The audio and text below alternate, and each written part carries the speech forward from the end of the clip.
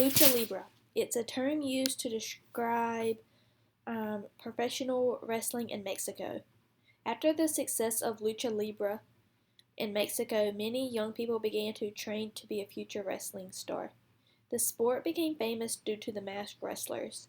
These wrestlers incorporated their own family traditions, beliefs, and fears into the mask that they wear.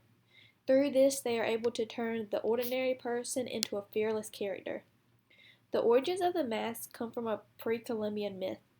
Some historic warriors would wear animal masks like a lion or a tiger or just something fierce to try and intimidate their enemy.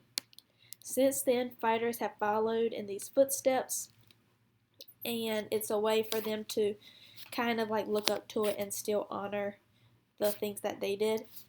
And this allows them to fight anonymously.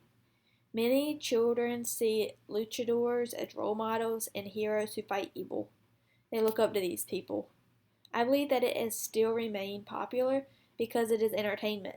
Just like you would go to a football game or say a soccer match or something like that, people go to it because it's entertaining.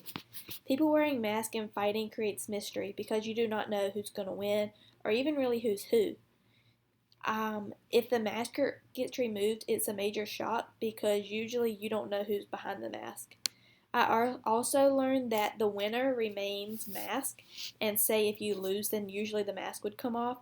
But it's also entertaining for the audience because if somebody's on a winning streak, then you don't know who's behind the mask. And so that's creating some suspense, and you want to keep going and watching to eventually figure out who it is.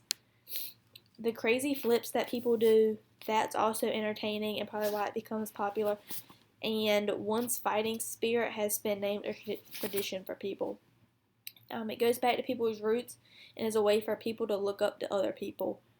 Like I said, they used to do the mask, and so the fact they still do it, people feel like it's honoring their ancestors and just keeping the tradition going.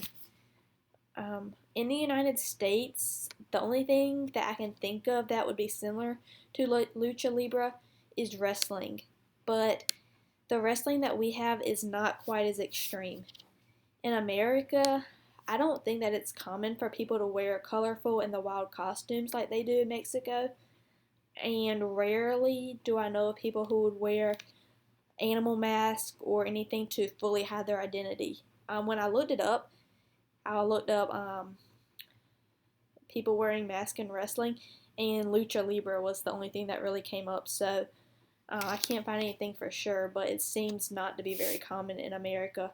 I know that at my school for wrestling and any wrestling matches that I've watched on TV, the only thing that they have on their head is headgear to protect them, but most of their their outfits are not really costumes. They're just the bodysuit with their country or their school or whatever, and like I said, they are not wearing a full mask to cover their identity.